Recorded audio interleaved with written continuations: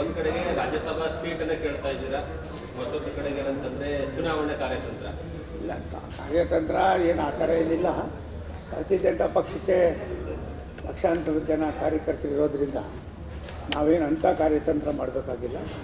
ನಮ್ಮದು ಬೇರು ಬಿಗಿಯಾಗಿದೆ, ತಾಯಿ ಬೇರು ಬಿಗಿಯಾಗಿದೆ, ಅದಕ್ಕೆ ಹೊಂದ್ಕೊಂಡಿರೋ ಎಲ್ಲ ಬೇರುಗಳು ಕೂಡ ಬಿಗಿಯಾಗಿವೆ. ಮತ್ತು ಲಕ್ಷಾಂತರ ಜನ ಕಾರ್ಯಕರ್ತರ ಶ್ರಮ ಇದೆ. ದೇಶಕ್ಕೆ ಒಂದು ಸ್ಥಿರವಾದ ವ್ಯವಸ್ಥೆ ಮಾಡಬೇಕು ಅನ್ನೋದೇ ಎಲ್ಲಕ್ಕಿಂತ ಮಿಗಿಲಾಗಿ ದೇಶಕ್ಕೆ ನರೇಂದ್ರ ಮೋದಿಯವರ ಒಂದು ಆಡಳಿತ ಮತ್ತು ಅದು ಮುಂದುವರಿಬೇಕು ಅನ್ನೋದು ಎಲ್ಲರ ಆಸೆ ಆಗಿದೆ. ಈ ಚುನಾವಣೆ ಪಕ್ಷಾತೀತವಾಗಿ ಜಾತ್ಯತೀತವಾಗಿ ನಡೀತಕ್ಕಂಥದ್ದು ಲೋಕಸಭಾ ಚುನಾವಣೆ ಕರ್ನಾಟಕದಲ್ಲಿ ಆಗಿರೋದ್ರಿಂದ ಪ್ರತಿಯೊಬ್ಬ ಮತದಾರರು ಕೂಡ ಕಾರ್ಯಕರ್ತರಾಗಿದೆ. ಅದು ಅಂತ ಹೇಳ್ಕೊಳ್ಳೋಷ್ಟು ನಮಗೆ ಶ್ರಮ ಏನಿಲ್ಲ. ಸರ್, ಈಗ ರಾಜ್ಯಸಭೆ ಚುನಾವಣೆ ನೀವು ಒನ್ ಆಫ್ ದಿ ಆಸ್ಪಿರೆಂಟ್. ಈಗ ಬಿಜೆಪಿಗೆ ಒಂದು ಸ್ಥಾನ ಆಯ್ಕೆ ಮಾಡುವ ಶಕ್ತಿ ಇದೆ. ನೀವು ಇದಕ್ಕೆ ಸಂಬಂಧಪಟ್ಟಂಗೆ ಡೆಲ್ಲಿಲಿ ಮಾತುಕತೆ ನಡೆಸ್ತಿದ್ದೀರಾ, ಯಾರು ಭೇಟಿ ಆಗ್ತಿದ್ದೀರಾ? ನಾನು ಹೋದ ಸಾರಿನೇ ಬಂದಾಗ ನನ್ನ ಭಾವನೆಯನ್ನು ವ್ಯಕ್ತಪಡಿಸಿದ್ದೀನಿ, ವರಿಷ್ಠಕ್ಕೆ ತಿಳಿಸಿದ್ದೀನಿ. ಅವರು ಯಾರು ಕೊಡ್ತಾರೆ ಅನ್ನೋದು ನಮಗೇನು ಇದಿಲ್ಲ. ಒಂದು ನಮಗೇನು ಕೊಟ್ಟರೆ ಅದನ್ನು ಒಳ್ಳೆ ಕಾಲದಲ್ಲಿ ಕೆಲಸ ಮಾಡಿ ಆ ಹುದ್ದೆಗೆ ಅದಕ್ಕೂ ಕೂಡ ರಾಜ್ಯಸಭೆಗೂ ಕೆಲಸ ಮಾಡೋದಕ್ಕೆ ಅವಕಾಶ ಇದೆ. ರಾಜ್ಯಸಭಾ ಸದಸ್ಯ ಆದವನು ಯಾವ ರೀತಿ ಸ್ಪಂದಿಸ್ಬೋದು ಅನ್ನೋದಕ್ಕೆ ಇನ್ನೊಂದಷ್ಟು ಶಕ್ತಿ ತುಂಬುವಂಥ ಪ್ರಯತ್ನ ಮಾಡ್ತೀನಿ. ಕೊಡಲಿಲ್ಲ ಅಂದರೆ ನನಗೇನು ಬೇಸರಿಕೆ ಇಲ್ಲ. ಇದರ ನಡುವೆ ತುಮಕೂರು ಲೋಕಸಭಾ ಕ್ಷೇತ್ರಕ್ಕೂ ಕೂಡ ಸೋಮಣ್ಣ ಸ್ಪರ್ಧಿಸ್ತಾರೆ ಅನ್ನೋದು, ಒಂದು ಕಡೆ ರಾಜ್ಯಸಭೆ, ಒಂದು ಕಡೆ ಲೋಕಸಭೆ. ರಾಜ್ಯಸಭಾ ಆಗ್ಬೋದು, ಬಟ್ ಹಿರಿಯರಾದ ಬಸವರಾಜಣ್ಣ ಅವರು, ನನಗೂ ಅವ್ರಿಗೂ ಸುಮಾರು 40 ವರ್ಷದ ಒಡನಾಟ. ಒಟ್ಟಿಗೆ ನಾವು ಅವ್ರು ಬೇರೆ ಪಾರ್ಟಿಲಿದ್ದಾಗ ಕೂಡ ನಾನು ಬೇರೆ ಪಾರ್ಟಿಲಿದ್ದರೂ ಕೂಡ ನಮ್ಮ ಆತ್ಮೀಯತೆ ಎಲ್ಲವೂ ಆಗಿತ್ತು.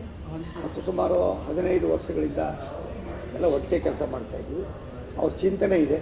ಸೋಮಣ್ಣವರು ಒಬ್ಬ ಕೆಲಸಗಾರರು, ಅವ್ರು ಕರ್ಕೊಂಡೋಗಿ ಬಿಟ್ಟರೆ ನಮ್ಮ ಜಿಲ್ಲೆಯಲ್ಲಿ ಇನ್ನೊಂದಷ್ಟು ಒಳ್ಳೆ ಕೆಲಸಗಳಾಗ್ತವೆ ಅನ್ನುವ ನಂಬಿಕೆ. ಅದಕ್ಕೋಸ್ಕರವಾಗಿ ಅವರೇ ಒಂದು 4-5 ಸಾರಿ ನನ್ನ ಕರೆಸಿ ಎಲ್ಲ ಮಾಡಿದ್ದಾರೆ. ಅಲ್ಲಿ ಪಕ್ಷದವರು ಕೂಡ ಮುಖಂಡರು ಬಹುತೇಕರು ಬನ್ನಿ ಅನ್ನೋ ಮಾತನ್ನು ಹೇಳ್ತಾ ಇದ್ದಾರೆ. ವರಿಷ್ಠ ಏನು ಹೇಳ್ತಾರೆ ಅದ್ರ ಮೇಲೆ ತೀರ್ಮಾನ ಮಾಡ್ತೀನಿ. ವರಿಷ್ಠ ತೀರ್ಮಾನನೇ ಅಂತಿಮ.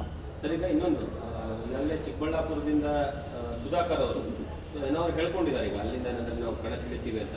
ಬಿಜೆಪಿಯಲ್ಲಿ ಈ ಸಂಸ್ಕೃತಿ ಇರಲಿಲ್ಲ, ಇದು ಹೊಸದಾಗಿ ನಾಂದಿ ಹಾಕಿದಂಗೆ ಆಯ್ತು ಅಥವಾ ಏನಂದ್ರೆ ಅವ್ರಿಗೆ ವರಿಷ್ಠರು ಭರವಸೆ ಕೊಟ್ಟಿದ್ದಾರೆ ಅಂತ ನನಗೆ ಗೊತ್ತಿಲ್ಲ. ಸುಧಾಕರ್ ಅವ್ರು ಏನು ಹೇಳಿದ್ದಾರೆ ನನಗೆ ಖಂಡಿತ ಗೊತ್ತಿಲ್ಲ.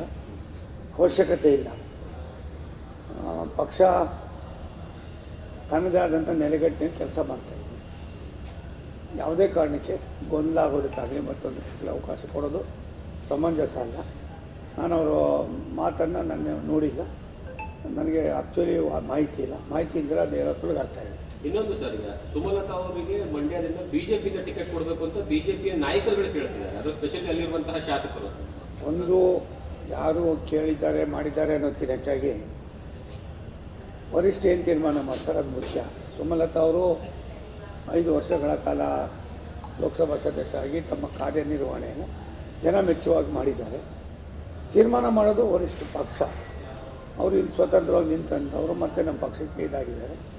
ನಾವು ಎಲ್ಲ ಒಂದು ಕಡೆ ಇನ್ನೊಬ್ಬರಿಗೆ ಮುಜುಗರ ಮಾಡೋದಾಗಲಿ ಮತ್ತು JDS-ದವರು ನಮ್ಮ ಜೊತೆ ಬಂದಿದ್ದಾರೆ ಅಂತ ಅಂದ್ಬಿಟ್ಟು ಅವ್ರ ಮನಸ್ಸಿಗೆ ನೋವು ಕೊಡೋದಂಥದ್ದಾಗಲಿ ಇದು ಒಳ್ಳೆಯದಲ್ಲ.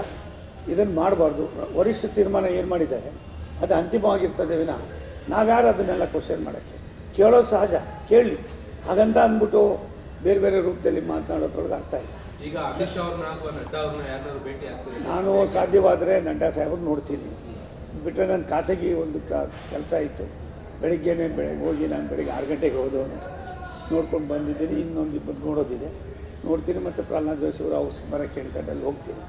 ಯಾರು ಸಿಗ್ತಾರೋ ಒಂದು ನಮಸ್ಕಾರ ಎಲ್ಲ ತಯಾರಿ ಮಾಡ್ಕೊಳ್ತಿದ್ದೀರಿ? ತಯಾರಿ ಅನ್ನೋದು ಏನಿಲ್ಲಪ್ಪ. ನಮಗೇನು ಕೊಟ್ಟರೆ ಕೆಲಸ ಮಾಡ್ತೀವಿ, ಇಲ್ಲ ಅಂದರೆ ಇನ್ನೇನು ಕೆಲಸ ಕೊಡ್ತಾರೆ ಅದನ್ನು ನೋಡ್ತೀವಿ. ಯಾವುದೂ ಇಲ್ಲ ಅಂದರೆ ಪಕ್ಷದ ಕೆಲಸ ಮಾಡ್ತೀವಿ.